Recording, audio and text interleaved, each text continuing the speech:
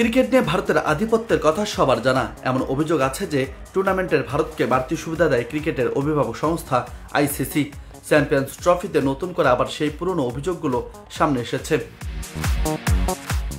1996 সালে প্রায় 3 দশক পর পাকিস্তানে আয়োজিত হচ্ছে ক্রিকেটের কোনো বৈশ্বিক আসর। এই আসরে আয়োজক পাকিস্তান, সবগুলো ম্যাচ হওয়ার কথা পাকিস্তানে, তবে বাধা হয়ে দাঁড়ায় ভারত দলকে পাকিস্তানে পাঠায়নি বিসিসিআই, যে কারণে কেবল ভারতের ম্যাচগুলো আয়োজিত হচ্ছে দুবাইয়ে।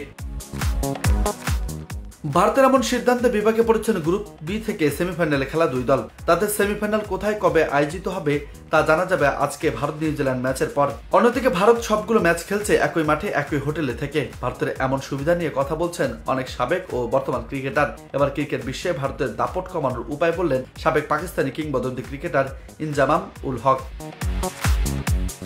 পাকিস্তানের এক টেলিভিশন চ্যানেলে ইনজামাম বলেন, চ্যাম্পিয়ন্স ট্রফির কথা ছেড়েই দিন। বিশ্বের সব দেশের সেরা খেলোয়াড়েরা আইপিএল খেলে, অথচ ভারত ক্রিকেটের অন্য দেশের লিগে খেলে না। সব দেশের বোর্ডের উচিত আইপিএল এর জন্য ক্রিকেট না ছাড়া। বিসিসিআই ভারতীয় ক্রিকেটারদের অন্য দেশের লিগে খেলতে না দিলে অন্য দেশের বোর্ডগুলিও কড়া অবস্থান নেওয়া উচিত।